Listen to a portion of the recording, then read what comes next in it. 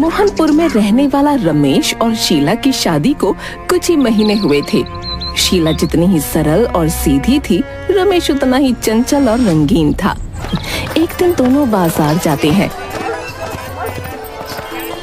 तभी शीला की नजर एक छोटी सी बच्ची पर पड़ती है। शीला रमेश से कहती है, रमेश वो देखो, वो कितनी सुंदर है ना, और कितनी मासूम भी। हाँ, तुम सही कह रही हो। सही मायने में इसे कहते हैं खूबसूरती। मुझे वो बहुत पसंद है। मुझे भी बहुत पसंद है। मेरा मन कर रहा है कि मैं उसके पास जाऊं और उसके गाल पकड़कर उसे प्यार कर लूं। मेरा मन भी कुछ ऐसा ही कर रहा है।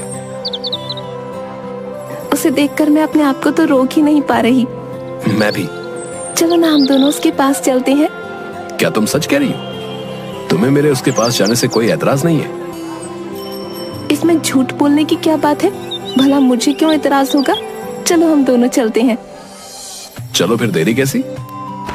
दोनों उस बच्ची के पास पहुंचते हैं और शीला उस बच्ची का गाल पकड़कर उसे प्यार करती है। रमेश चुपचाप खड़े होकर देख रहा था। शीला बच्ची की माँ से, आई एम सॉरी, प्लीज मुझे माफ कीजिएगा। मैंने आपसे बिना पूछे आपकी बच्ची को प्यार किया, लेकिन ये है ही इतनी क्यूट कि मैं खुद को रोक ही नहीं पाई। इट्स ओके, कोई बात नहीं। अरे रमेश, क्या हुआ? चुप क्यों खड़े हो? आपको भी तो प्यार करना था। नहीं, मैं तो दूर से देखकर काम चला लूंगा। अरे ऐसी कोई बात नहीं है, अगर आप भी प्यार करना चाहते हैं तो कर लीजिए। रमेश खुशी से बच्ची की माँ के गाल पर एक किस कर देता है और वो औरत भरे बाजार में जोर से एक तमाचा रमेश के गाल पर मारती है। ये क्या बदतमीजी है? रमेश, ये क्या कर रहे हैं आप? आपका दिमाग तो सही है। मैंने क्या किया है? इन्होंने ही तो कहा था कि अगर आप भी प्यार करना चाहते हैं तो कर सकते हैं, तो मैंने कर लिया। ये आदमी पागल है, पागल।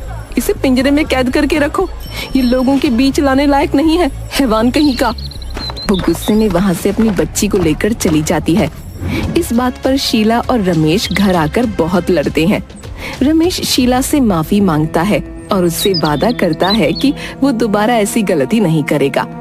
लेकिन दूसरी तरफ अब शीला समझ चुकी थी कि रमेश एक रंगीन मिजाज का इंसान है। शीला अपने पति रमेश के इस रंगीन मिजाजी से बड़ी परेशान रहती थी। एक दिन शीला अपनी माँ के घर गई थी और रमेश को फोन करती है। रमेश, आज रात में घर नहीं आ सकती। मम्मी आज रात और रुकने की जिद कर रही हैं और मौसम भी बहुत खराब है। लगता है बहुत तेज बरसात होने वाली है। मैं कल दोपहर तक आ जाऊंगी। अपनी अभी अभी शादी हुई है? और तुम पति को अकेला छोड़कर दूर हो? खैर ठीक है, कोई बात नहीं। मैं आज की रात किसी तरह अकेला बिता लूंगा। घर के सारे खिड़की और दरवाजे अच्छे से बंद करके सोना।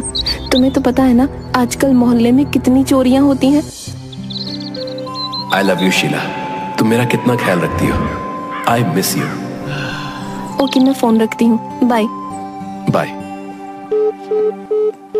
दोनों अपना अपना कॉल कट कर देते हैं। तभी जोरों की बरसात शुरू हो जाती है। हाय रे बरसात, ये बीवियां भी कितनी चिपकू होती है, बिल्कुल फेविकॉल की तरह। खैर अब मुझे सो जाना चाहिए, नींद भी जोरों की आ रही है। लेकिन उसके पहले मैडम का आदेश पूरा करना होगा। सारे खिड़की और दरवाजे बंद कर देता हूँ और फिर अपने कमरे में आराम से सोता हूँ। नींद आ रही है। रमेश घर के सारे खिड़की और दरवाजे बंद कर अपने कमरे में सोता है। बाहर तेज हवा के साथ बरसात हो रही थी। घर के भीतर दीवार पर टंगी घड़ी में रात के 2 बज रहे थे। उसी वक्त दरवाजे पर कई बार दस्तक होती है। कमरे में सो रहे रमेश को दरवाजे की दस्तक सुनाई पड़ती है। ओहो, अब इतनी रात में कौन है? रमेश बिस्तर से उठकर दरवाजा खोलता है। सामने पानी में भीगी हुई एक खूबसूरत सी लड़की खड़ी होती है। आप? जी मैं सिमरन। सिमरन? खैर छोड़िए, आप यहाँ कैसे? जी मेरी गाड़ी बाहर खराब हो गई, इसलिए मैंने सोचा क्यों ना मैं रात को यहीं कहीं रुक जाऊं। ओके, प्लीज अंदर आ जाइए। आपको तकलीफ तो नहीं होगी ना? नो, आप कैसी बातें कर रही है? मुझे कोई तकलीफ नहीं होगी। प्लीज आप अंदर आ जाइए। सिमरन घर के अंदर आती है और हाथ में लिया हुआ चाबी का छल्ला कमरे के टेबल पर रख देती है। रमेश दीवार पर टंगे टॉवल को निकालकर सिमरन को देता है और देते समय रमेश का हाथ सिमरन के हाथों को छू जाता है। सिमरन टॉवल से बाल सुखाती है और रमेश एकटक उसकी तरफ देखता रह जाता है। जी, आप क्या देख रहे हैं? नहीं, कुछ नहीं। मैं तो सिर्फ आपसे पूछ रहा था, आप चाय लेंगी या कॉफी? अरे कुछ नहीं, इतनी रात में आपको तकलीफ होगी। अरे नहीं, मुझे कोई तकलीफ नहीं होगी, बल्कि मुझे तो बहुत अच्छा लगेगा आपके साथ बैठकर इस बरसात में चाय और कॉफी पीने में। मैं लेके आता हूँ। रमेश किचन के अंदर चला जाता है। सिमरन की नजर दीवार पर टंगी शीला की तस्वीर पर जाती है और टेबल पर रखे कुछ तस्वीर और मैगजीन पर भी। रमेश चाय लेकर किचन से बाहर आता है और चाय का प्याला सिमरन के हाथ में देता है। सिमरन शीला की तस्वीर की ओर इशारा करके पूछती है, ये लड़की शायद तुम्हारी गर्लफ्रेंड होनी चाहिए। रमेश जैसे ही चाय का प्याला मुंह को लगाता है, सिमरन की बात सुनते ही उसे झटका लगता है। नहीं, हाँ, ये मेरी एक्स गर्लफ्रेंड है। काली कलूटी कहीं की, कितनी बेकार दिख रही है ना। आप ऐसी बातें क्यों कर रहे हैं? सच में खूबसूरत है, आपको तो इससे शादी करनी चाहिए। शादी? वो भी इससे? आप भी क्यों मजाक कर रही हैं? शादी तो मैं आप जैसी खूबसूरत लड़की से करना चाहता हूँ। आप करेंगी ना शादी मुझसे? बिजली चमकने की तेज आवाज आती है। जोर की आंधी के साथ खिड़की खुल जाती है। बस एक ही मुलाकात में आपने डायरेक्ट शादी का प्रपोजल दे डाला? अरे नहीं, मैं तो सिर्फ मजाक कर रहा था। आप चाय पीजिए ना। जी। आपको बुरा तो नहीं लगा? मेरी आदत थोड़ा मजाक करने की है। वैसे आपसे जिसकी शादी होगी वो लड़की होगी तो बहुत किस्मत वाली। क्यों? ऐसी क्या खास बात देख ली आपने मुझ में? आप नौजवान हैं, हैंडसम हैं, खूबसूरत हैं और आपको चाय बनाना भी आता है। बस, और कुछ नहीं। और आप एक लड़की को खुश करना भी अच्छे से जानते हैं।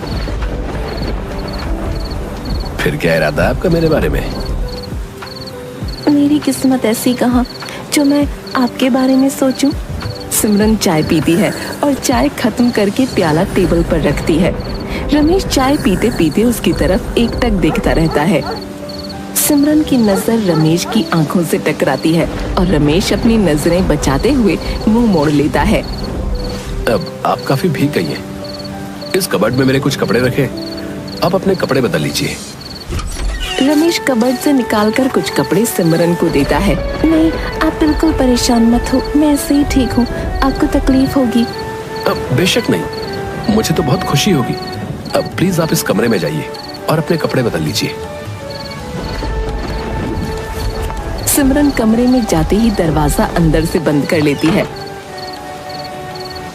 दरवाजे के बाहर खड़ा रमेश दरवाजे पर लगे लेंस से भीतर झांकता है। तभी तेज हवा के साथ कमरे का दरवाजा खुल जाता है। आसमान में तेज बिजली कड़कते ही पूरे घर में बिजली जाने से अंधेरा हो जाता है। सिमरन जोर से रमेश की ओर भागती है। रमेश सिमरन को बाहों में भर लेता है। दूसरी तरफ बाहर बरसात हो रही थी। दरवाजे पर 2 पुलिस वाले आते हैं। सर, दरवाजा तो बंद है, क्या मैं नॉक करूं? हाँ, नॉक करो, देखते हैं शायद कुछ हेल्प मिल जाए। कांस्टेबल दरवाजा नॉक करता है। कुछ देर तक कांस्टेबल दरवाजे पर नॉक करता रहता है। सर, लगता है घर में कोई है नहीं। डोर पर कोई लॉक भी नहीं है। घर में कोई ना कोई होना चाहिए। एक बार फिर से कोशिश करो। कांस्टेबल दरवाजे पर दोबारा नॉक करता है। ओह नो, अब न जाने इस समय कौन है। मैं देख कर आता हूँ। ओह डार्लिंग, प्लीज जल्दी आना। मैं बस यूं गया और यूं आया, तुम करो। रमेश कमरे से बाहर आता है। मेन डोर के पास आकर रमेश टेबल पर रखी मोमबत्ती को जलाता है। दरवाजे पर एक बार फिर नॉक होती है। 1 मिनट रुको, मैं डोर खोल रहा हूँ। रमेश हाथ में जलती मोमबत्ती लेकर दरवाजा खोलता है। रमेश के सामने इंस्पेक्टर और कांस्टेबल होते हैं। जी कहिए। देखिए, यहीं करीब में एक एक्सीडेंट हुआ है और इस बरसात की रात में हमारे पास टॉर्च भी नहीं है। क्या आप हमें कोई टॉर्च वगैरह दे सकते हैं? इंस्पेक्टर साहब, इस समय मैं कुछ प्राइवेट काम कर रहा था। आप लोगों को रात में डिस्टर्ब करने से पहले कुछ सोचना चाहिए। क्या साहब, इधर किसी की जान चली गई और आप जरा सी मदद भी नहीं कर सकते? दरअसल इस एक्सीडेंट में एक लड़की की दर्दनाक मौत हो गई है। ये रही उसकी तस्वीर। मोबाइल पर इंस्पेक्टर रमेश को खून से लथपथ सिमरन की तस्वीर दिखाता है। कार में बैठी खून से लथपथ सिमरन होती है।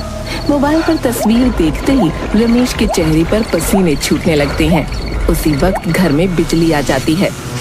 ये लो, बिजली भी आ गई। अब आप जा सकते हैं। लेकिन आप कांप क्यों रहे? अरे साहब, इस भीगी रात में विस्की पीजिए, विस्की। इंस्पेक्टर घूर कर कांस्टेबल की तरफ देखता है। चलिए सर, चलिए। कांस्टेबल और इंस्पेक्टर वहां से चले जाते हैं। रमेश घर के भीतर जाते ही दरवाजा बंद कर लेता है। डरा हुआ रमेश धीरे धीरे अपने बेडरूम में जाता है। रमेश की नजर बेडरूम के अंदर जाती है, पर सिमरन वहां नहीं होती और रमेश अपनी नजरें चारों ओर घुमाता है। कमरे में कोई नहीं होता। रमेश पूरी तरह पसीने से लथपथ होता है और उसका सर चकरा जाता है। वो फर्श पर बेहोश होकर गिर पड़ता है। दूसरे दिन सुबह सुबह शीला बैग लेकर घर के भीतर आती है। शीला के सामने फर्श पर रमेश बेहोश पड़ा होता है। शीला रमेश को झकझोर कर उठाती है। रमेश होश में आता है। रमेश, ये सब कैसे हुआ? और तुम यहाँ जमीन पर पड़े क्या कर रहे थे? तुमने दरवाजा भी बंद नहीं किया था। मैं यहाँ फर्श पर। तुम कब आई? यही तो मैं तुमसे पूछ रही हूँ कि तुम यहाँ फर्श पर क्या कर रहे थे? ओ, मैं फर्श पर फिसल कर गिर गया था। तभी शीला की नजर बेडरूम की खुली तिजोरी पर जाती है और खुली तिजोरी पर शीला की नजर जाते ही शीला जोर से चीखती है। रमेश, ये तिजोरी कैसे खुली? मुझे नहीं पता। शीला दौड़कर तिजोरी के पास जाती है, पर तिजोरी में कुछ नहीं होता।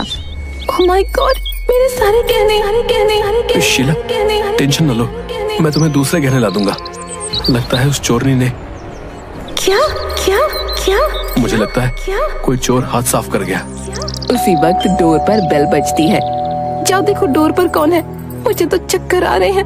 मैं बाथरूम में फ्रेश होने जा रही हूँ। शीला बाथरूम में चली जाती है। रमेश दरवाजा खोलता है। रमेश के दरवाजा खोलते ही सामने सिमरन होती है। भूत। मैं भूत नहीं, जिंदा हूँ। खैर, मैं अपनी कार की चाबी यहाँ पर भूल गई थी, बस उसे ही लेने आई हूँ। वो पुलिस वाले कौन थे? और तुमने ही मेरे घर में चोरी की है ना? वो पुलिस वाले मेरे ही आदमी थे और तुमने अपने ही घर में मेरे साथ न जाने कितने झूठ बोले हैं। बस मुझ जैसी लड़की से शादी नहीं करना चाहोगे। बता दूं सारी बातें तुम्हारी बीवी को। इस बरसात में तुमने मेरे साथ क्या क्या किया? मैंने तुम्हारे साथ कुछ भी नहीं किया। तुम झूठ बोल रही हो। तुम पर यकीन कौन करेगा? तुम्हारी बीवी। मुझे चक्कर आ रहा है। रमेश फिर से चक्कर खाकर फर्श पर बेहोश होकर गिर जाता है। सिमरन टेबल पर पड़ी चाबी का छल्ला लेकर चली जाती है। शीला बाथरूम से आते ही रमेश को फर्श पर पड़ा देखती है और उस पर पानी के छींटे मारकर उसे जगाने की कोशिश करती है। रमेश धीरे धीरे होश में आता है। न जाने तुम्हें क्या हो रहा है जो तुम बार बार फिसलकर फर्श पर गिर जा रहे हो। अब कसम खाती हूँ तुम्हें छोड़कर मायके कभी नहीं जाऊंगी। रमेश बहुत दिनों तक इस घटना को भूल नहीं पाता, लेकिन अब वो किसी दूसरी औरत की तरफ नजर उठाकर